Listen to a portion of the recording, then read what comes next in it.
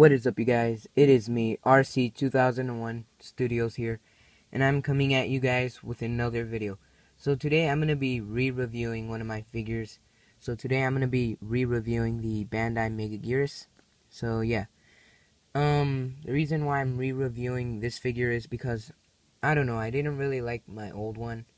I might re-review my Godzilla 2000, maybe. I think that one's okay, but I definitely thought, in my opinion, that this one needed a new, he just needed a re-review, in my opinion, my old one. I just thought in my old video I was just like too quiet or something, but anyways, so yeah. And I'm sorry I can't make that enough videos. It's just that tomorrow I'm actually starting school, and yeah, I'm gonna have to go back to school tomorrow, and yeah. So, yeah, so let's start with history on this figure. So, history. Megaguirus first appeared in one Godzilla movie. She appeared in Godzilla vs. Megaguirus, of course, you know. So, yeah, Megaguirus is basically like the queen of the Meganulons. Yeah, or Meganulons, whatever. So, yeah, so there's another version of this figure, and there's this version, which is the, blister pack version, which is the more, accurate version, and there's the theater exclusive one. I have the blister pack version, the regular one with the accurate paint job. Yeah, but yeah, there's also the theater exclusive one. So yeah, Megaguirus is one of my favorite kaijus, and yeah, so let's just get started with articulation. So now let's talk about articulation. So this figure has 1, 2, 3, 4, 5, 6, 7, 8, 9, 10, and 11. 11 points. So this figure is given 11 points, but actually there is 12 points. The reason why I say 12 is because there's a glucia on the head, and it's very easy to break. But if you could break it, that could rotate 360. So yeah, so let's just count them off real quick. So the two claws, they just rotate back and forth like that. They can't move 360 because of the wings. So yeah, the other claw as well rotates just back and forth. These little arms, they just rotate back and forth, every single one of them, as you just saw. Okay, yeah, so you get the idea. The tail can rotate 360 actually pretty freely. The wings can rotate 360, if you're wondering. So yeah, they could move 360.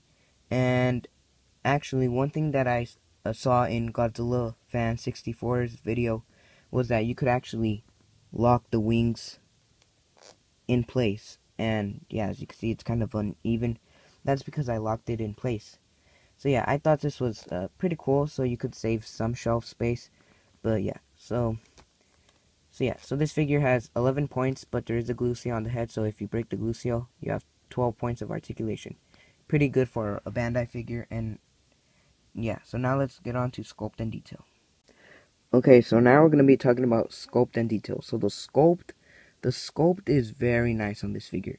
It does look like Megaguirus a lot, and yeah, the sculpt is very nice. I really like the face. Just look at the face, or the head.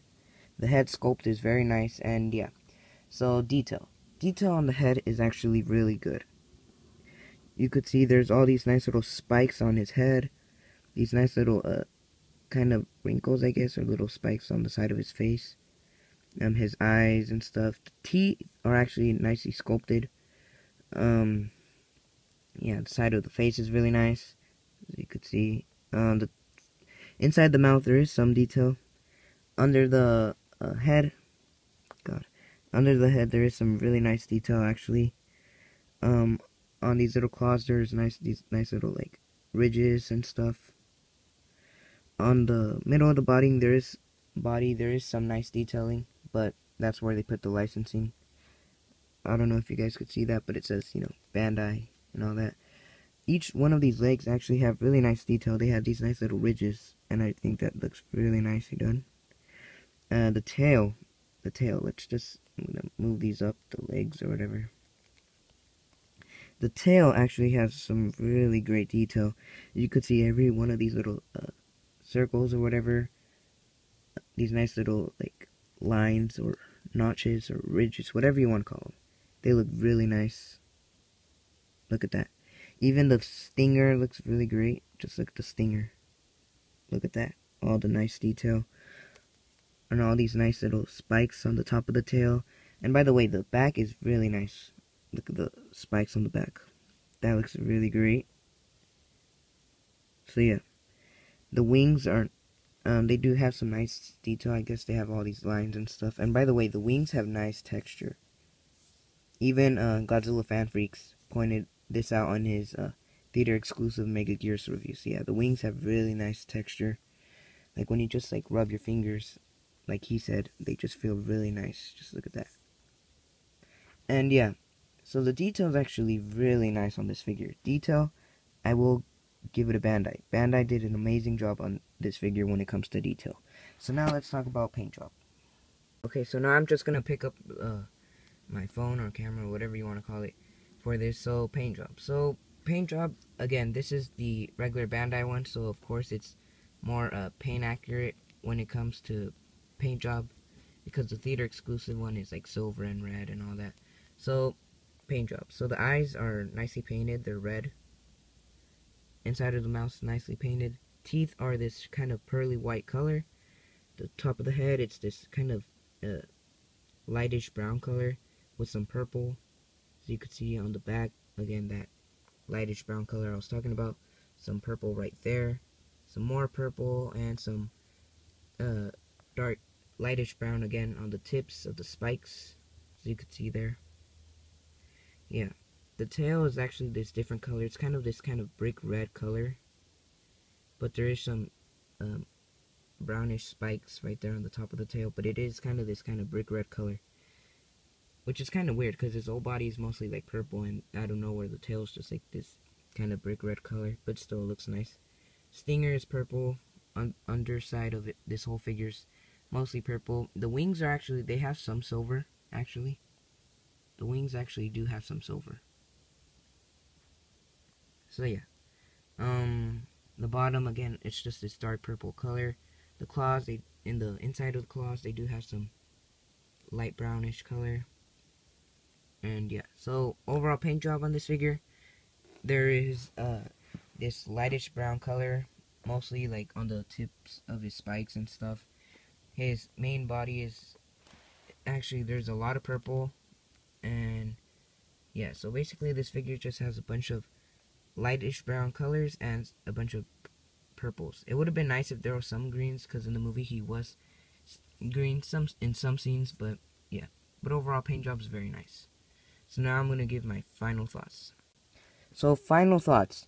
This is a really great figure to have in your collection. If you're trying to collect all the Millennium Kaiju, I suggest getting him. He's really nice. I wouldn't pay no more than $40 to $60. Well, actually, I got this guy on eBay with the Godzilla 2000, but the guy lost the Meganulon and the little Griffin. But he only had the Megaguirus and the Godzilla 2000. So yeah, but I got those two figures for like $80. But when it comes to the figures being, separate, I'd get this Megaguirus if it was just a Megaguirus just for around $40 to $50. $60 is at least the max in my opinion. But yeah, it's a very nice figure. The detail is very nice.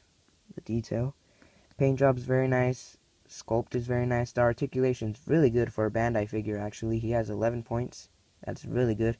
And yeah, he's just a really nice winged kaiju overall. So yeah, he looks very nice to add to your collection. And he actually stands pretty well, as you could see when I stand him up like this.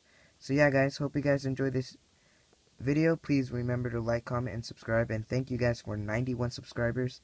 And I'll see you guys next time. Goodbye.